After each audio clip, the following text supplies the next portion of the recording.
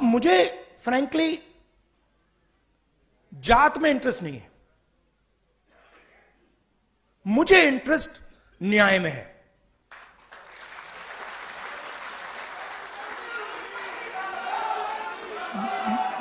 मैं सिर्फ ये कह रहा हूं कि हिंदुस्तान में आज 90% के साथ अन्याय हो रहा है, भयंकर अन्याय हो रहा है। अब मैंने यह भी नहीं कहा, आज तक मैंने यह भी नहीं कहा कि हम कोई एक्शन लेंगे।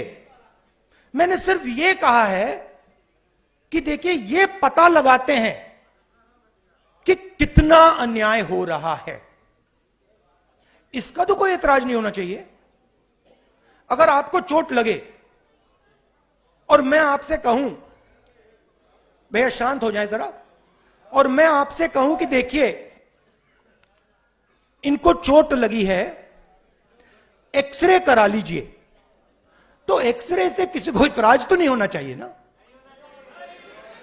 मगर आप देखिए, नेशनल मीडिया को देखिए, नरेंद्र मोदी को देखिए, जैसे ही मैंने एक्सरे का शब्द प्रयोग किया,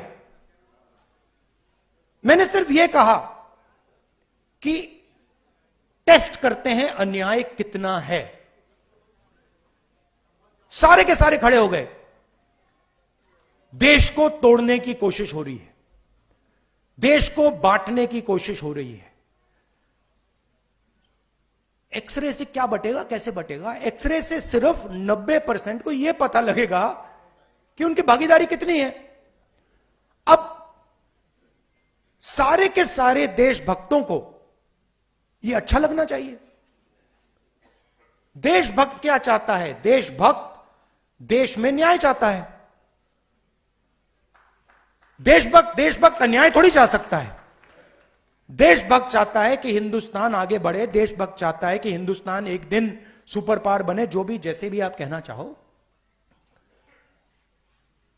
तो अगर आप सुपर पावर बनना चाहते हो, चाइना से मुकाबला करना चाहते हो, तो 90% शक्ति का प्रयोग तो करना पड़ेगा। अगर आप 90% की शक्ति का प्रयोग ही नहीं करोगे तो कैसे बनोगे? तो बड़ी इंटरेस्टिंग बात है कि सारे के सारे लोग अपने आप को देशभक्त कहते हैं। सारे के सारे जो अपने को देशभक्त कहते हैं, एक्सरे से डरते हैं।